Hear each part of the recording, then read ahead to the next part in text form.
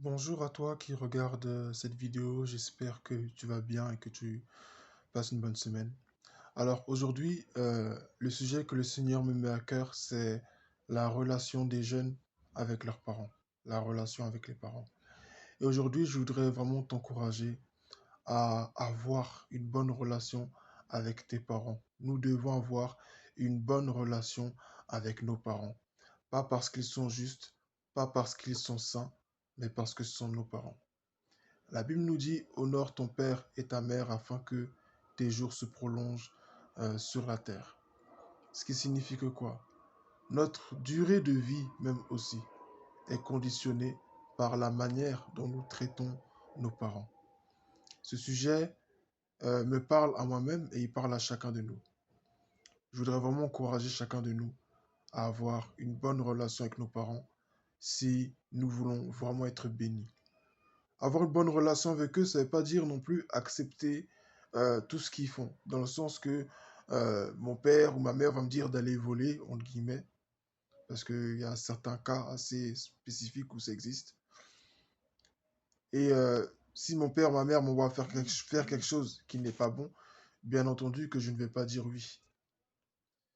Si, par exemple, mon père ou ma mère me dit de ne pas saluer, et ça même, ma mère elle-même m'a déjà donné cet exemple, de ne pas parler à tel voisin avec qui, de base, on a de bonnes relations, mais à cause d'un problème qu'ils auraient eu entre eux, me dire de ne pas les saluer, ce ne serait pas très bien non plus.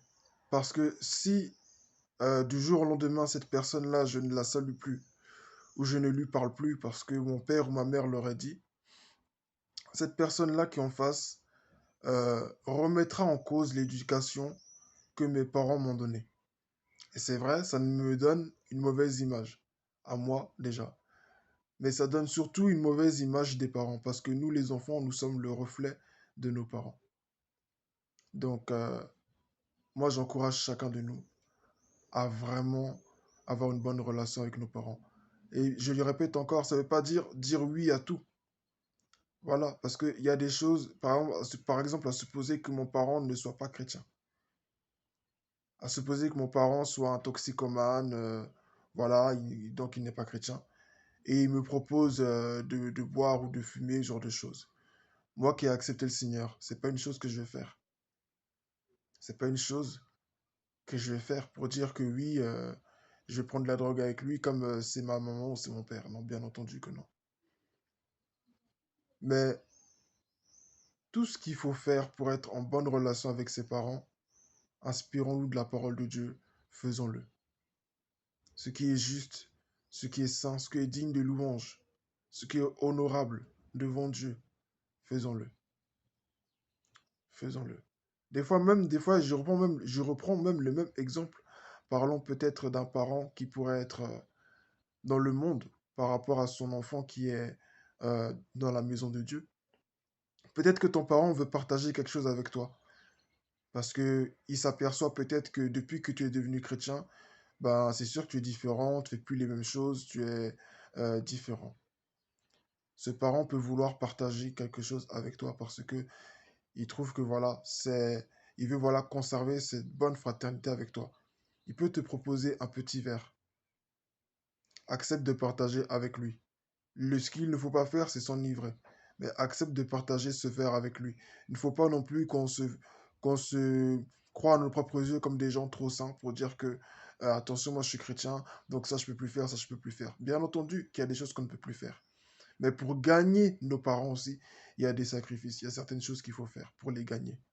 Et j'encourage chacun de nous à le faire. Moi, le premier, ce message me parle énormément. Vraiment, faisons de ce qu'on peut faire. Et je prie même que le Seigneur nous aide à être de bons enfants. Et les enfants, ce n'est pas que ceux qui habitent chez leurs parents. Même pour toi qui es déjà marié, tu es toujours leur enfant. Donc, j'encourage chacun de nous à être de bons enfants. Et je prie vraiment le Seigneur maintenant que le Seigneur Dieu, tu puisses nous permettre à être de bons fils et de bonnes filles, comme Samuel l'a été pour Anne en lui obéissant, en se consacrant entièrement dans la maison de Dieu, telle qu'elle avait fait la promesse. Tout comme David, Seigneur, était un berger pour son père Isaïe, roi de gloire. Tout comme même, je dirais même Moïse. Moïse vis-à-vis de son beau-père Jéthro. Certes, ce n'est pas son père, ce n'est pas lui qui l'a mis au monde, mais il a été obéissant envers son beau-père qui l'a chargé d'être berger. Alors que ce n'était pas sa fonction euh, de base, parce qu'il avait certainement autre chose qu'il faisait déjà en Égypte. Mais arrivé dans la maison de Jéthro, il a accepté de s'humilier et d'être berger. Seigneur, aide-nous à être humble en tant qu'enfant.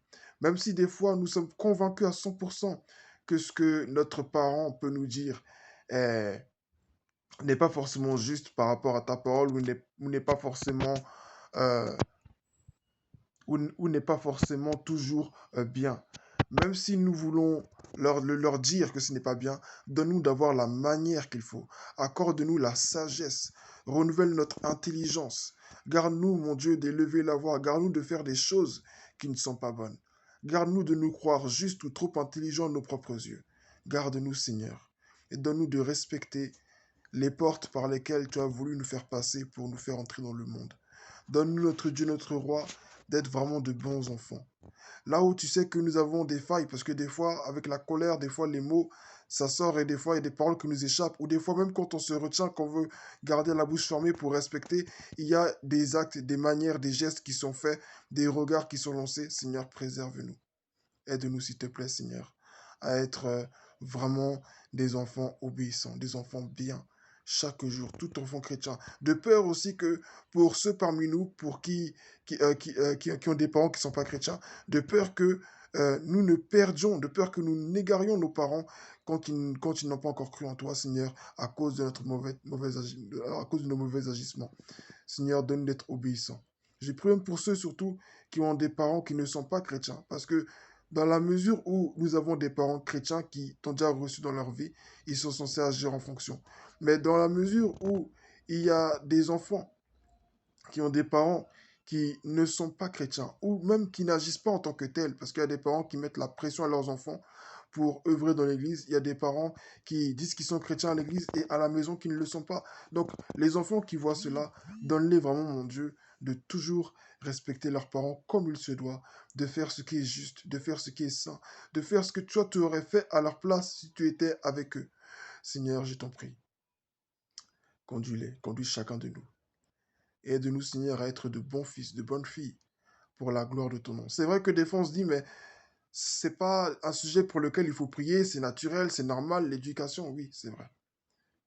Mais parfois, en tant qu'être humain, il y a des choses qui nous échappent. On ne peut pas tout contrôler. Surtout des fois, pour les personnes, des fois, euh, les personnes, des fois, qui n'ont même pas connu leurs parents et qui, étant chrétiens, ils ont grandi et c'est maintenant que leurs parents apparaissent. C'est pas toujours facile, Seigneur. Fortifie chacun. Tu connais les cas de chacun. Tu connais la situation de chacun. Certains ont des parents vraiment qui ne sont pas bien. Donc tu connais les cœurs qui font des choses qui ne sont pas bonnes. Et en tant que chrétien, comment agir face à ça? Comment agir quand le père agit de cette façon, quand la mère agit de cette façon, quand les parents nous ont abandonnés et que c'est aujourd'hui qu'ils réapparaissent? Seigneur, conduis s'il te plaît. Fortifie toute cette jeunesse qui a besoin de toi et qui a besoin que tu donnes la sagesse qu'il faut pour se comporter comme il se doit vis-à-vis de ses parents. Inspire-nous, Seigneur. Donne-nous d'être obéissants comme toi, Jésus, tu étais obéissant vis-à-vis du Père pour accomplir sa volonté. Au nom de Jésus, Amen.